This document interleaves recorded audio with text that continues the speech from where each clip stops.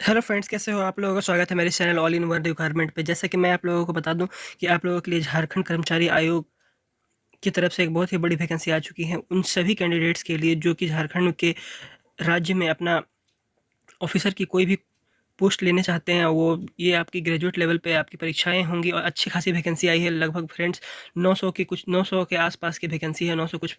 तो आइए मैं आपको इसके डिटेल्स बता दूं और कैसे आप लोग फॉर्म अप्लाई कर सकते हैं, लास्ट डेट क्या है और क्लोजिंग डेट, स्टार्टिंग डेट क्या है। तो आइए मैं आप लोगों को बता देता हूँ।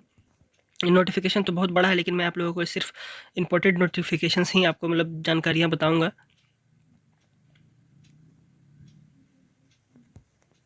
जैसे कि आप लोग देख सकते हैं, परीक्षा शुल्क 1000 रुपये है। कि आपकी फ़ी अच्छी खासी मांगी गई है।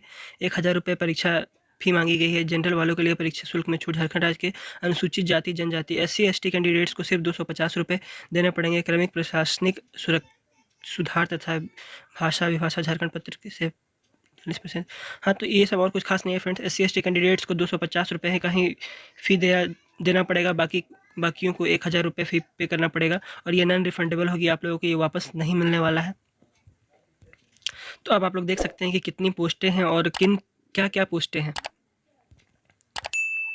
तो आप लोग यहाँ देख सकते हैं, सहायक शाखा पदाधिकारी में आपका टोटल 384 सीटें दी गई हैं, जिसमें आपकी अलग अलग कैटेगरीज वालों के लिए अलग अलग सीटें भी दी हुई हैं। तो आइए मैं आपको आगे दिखा दूं। दूसरा आपका कन्या सचिवालय सहायक, इसमें भी आपका 332 सीटें हैं। यहाँ पे आप देख सकते हैं 332 सीटें हैं। इधर आरक्षित वर्गों के लिए है। प्रखंड आपूर्ति पदाधिकारी में भी आपका अच्छी खासी सीटें दी गई हैं। 245 सीटें दी गई हैं और प्लानिंग असिस्टेंट में सिर्फ सबसे कम और 5 सीटें दी गई हैं। इसमें सभी कैटेगरीज के लिए अलग अलग सीटों का विस्तार दिया गया है। आप खुद से देख सकते हैं नोटिफिकेशन की। मैं आपकी सिर्फ इंपॉर्टेंट चीज़ें ही बताऊंगा क्योंकि नोटिफिकेशन बहुत ही बड़ी है। तो यहाँ पे आप पे मैट्रिक्स भी देख सकते हैं कि किनको कितना सैलरी मिलेगा और उनकी न्यूनतम शैक्षणिक योग्यता क्या होनी चाहिए इस पोस्टों को भरने के लिए, फॉर्म को फिलअप करने के लिए इन पोस्टों पे। तो आप देख सकते हैं, सहायक शाखा पदाधिकारी के लिए आपके पे लेवल मैट्रिक 7 के हिसाब से 44,900 रुपये से लेके 1,42,400 तक आप लोगों को सैलरी मिलेगी। इसके लिए भी आपको न्यूनतम, इन सभी पोस्टों के लिए आपको न्यूनतम स्नातक या समकक्ष डिग्री यानी कि आपको ग्रेजुएशन किया होना चाहिए न्यूनतम। उससे कम अगर आपने पढ़ाई किया है तो आप इन किसी भी पोस्टों के लिए, आप इन सभी में से किसी भी पोस्टों के लिए फॉर्म फिलअप नहीं कर सकते।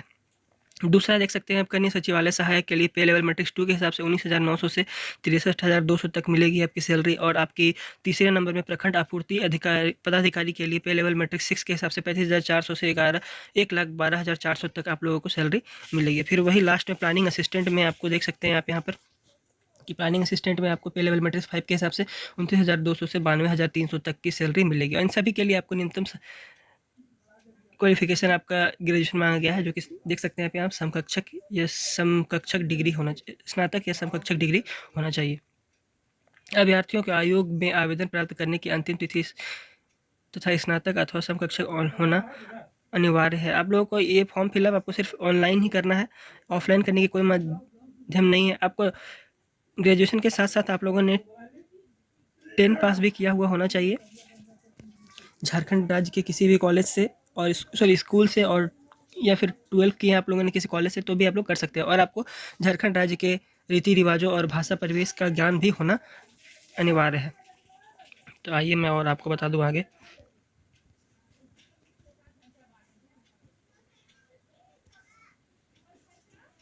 यहाँ पर आपको न्यूनतम उम्र आप लोग देख सकते हैं कि 21 वर्ष दिया गया है और सभी वर्गों के लिए अलग अलग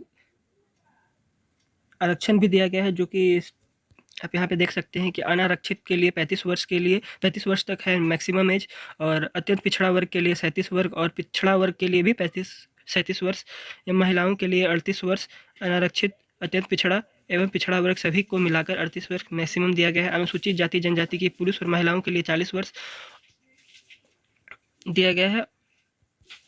तो ये आपका एज क्वालिफिकेशन, एज थी कि इतने आपके मैक्सिमम एज दिया गया है। और आप अपना डेट ऑफ बर्थ यहाँ से देख सकते हैं कि आपका डेट ऑफ बर्थ अगर न्यूनतम इतना और अधिकतम इतना है तो इन सभी के बीच में आपकी डेट ऑफ बर्थ गणना की जाएगी। आइए अब मैं आपको आगे और बता दूं और अलग जानकारियां।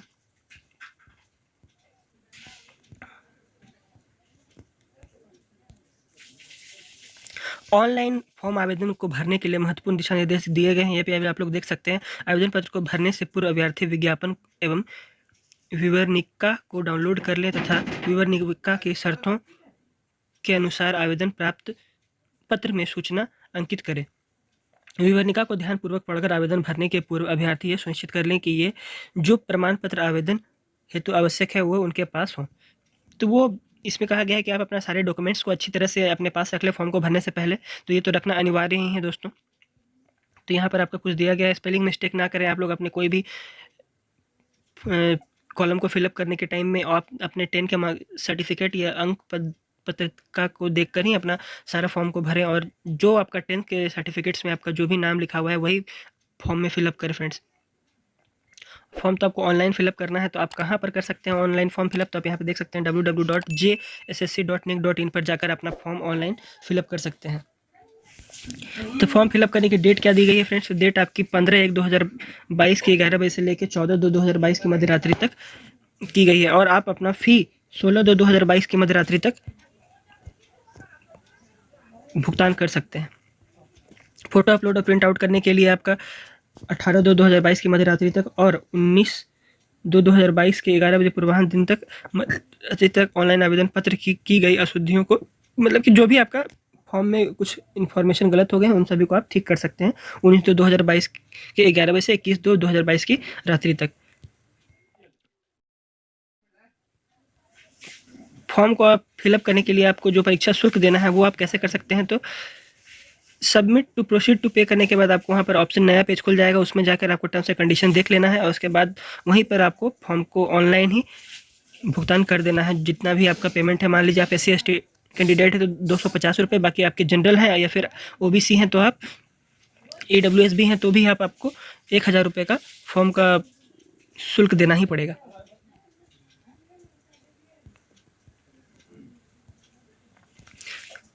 आइए मैं आपको बता देता हूं कि आपका परीक्षा कितना भागों में होगा और किन किन परीक्षाओं में क्या क्या पूछा जाएगा।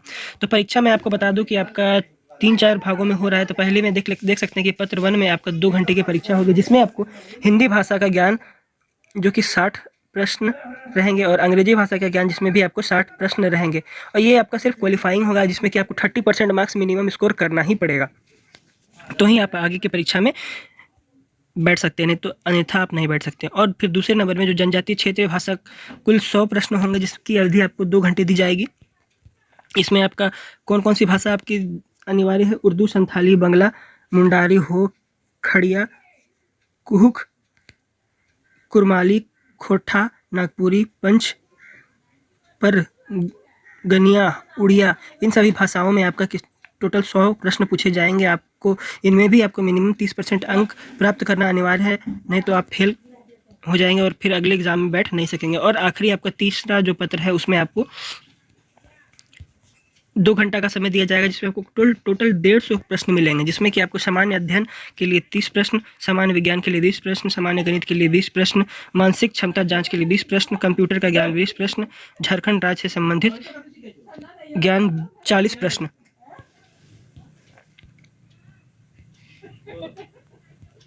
सामान्य ज्ञान परीक्षा में 30% अंक प्राप्त करना अनिवार्य है, मतलब कि आपको सभी में मिनिमम 30% स्कोर करना ही पड़ेगा, तो ही आप परीक्षा को पूर्ण कर पाएंगे, और फिर आपका मेरिट लिस्ट में आपको देखा जाएगा कि कितना आपको मार्क्स दिया जाना है, जाना है आपको, और आखिर में आप सभी लोगों का एक मेरिट लिस्ट तैयार किया जाएगा जिसके बेसिस पर आप सभी लोगों की भर्ती ली जाएगी।